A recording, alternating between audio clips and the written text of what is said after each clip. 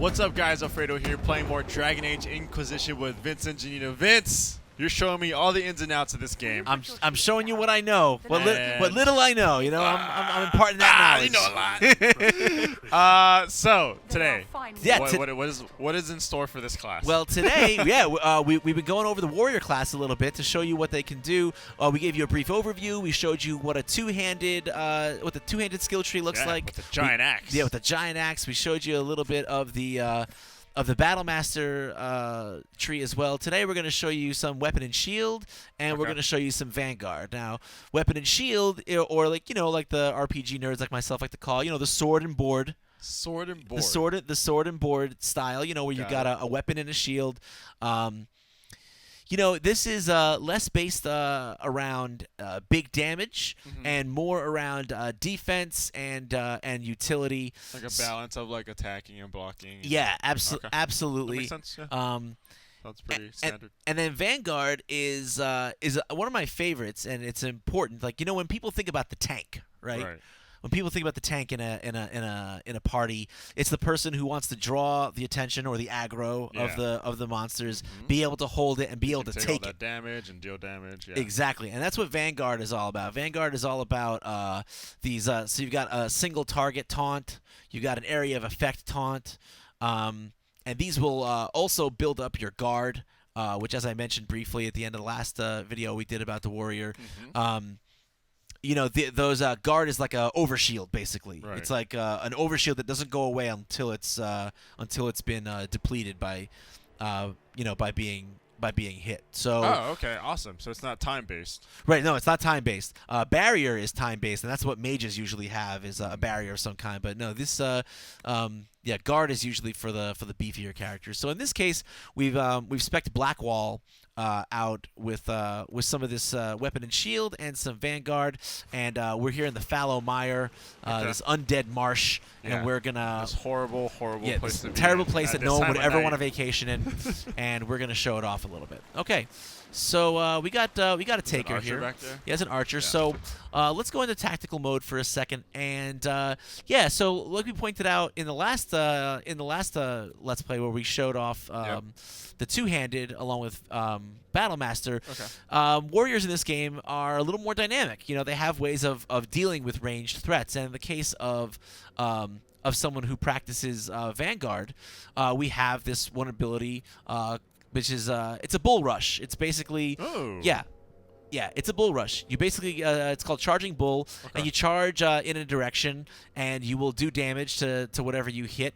And the nice thing about this upgrade is that after you do that charge, the next attack, the upgrade I have for this, the next attack you do after you hit with the charge doesn't cost any stamina, which is the resource that warriors use for using their abilities. So let's use that charge, get in there, we hit it, and now my next ability is going to be used free of cost. So we're going to go ahead and do a shield bash.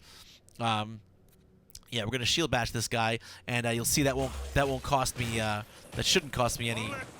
Oh, hey, where's my shield bash? He died. He died. He was done. He was done too quick. So I had to get to show you the shield bash. Team is too OP. They're too OP. You can't just shield bash a man and expect them to get up and take another beating. What is this? So we're gonna show the real shield bash now. So here you can see, and the shield bash even has a little bit of. He initiated it late there, but you can actually initiate it from a good distance away, and you'll kind of charge up on them. So you see that gets me in their face. It also gets me knocked down, allows me to follow up with more attacks. Now. The really important thing, though, about this character class, about Vanguard, when you're going Vanguard, is to be able to taunt. So I'm going to use Challenge. Okay, Challenge is a single target taunt. See right there. See, it says taunted, and now that guy's attention is going to be on me. So if he gets up and if he manages to get up before he's dead. Which doesn't look like it happened. No. Maybe we can use it. Yeah, you know what? Back Here's actually this is a better opportunity. So see, I like the fact that this guy has taunt, because I usually like to play as an archer, and it'd be nice to be able to just kind of sit back and pick away at an enemy. Oh, absolutely. While my tank kind of goes to work. So you're gonna see that in action right here. So I'm gonna hit this guy, I'm gonna hit that guy, fine, and now, okay, you see how I just like roared back and now they're after you. Yeah, see, taunted.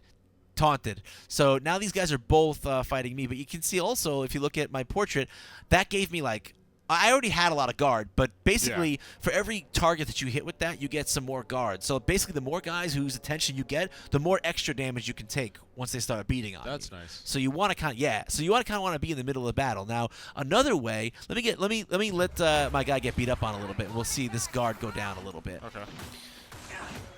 Oh, it does. Your party's strong. Yeah. They're in there. Come on, guys. Come on, hit me. Stop trying to hit me and hit me.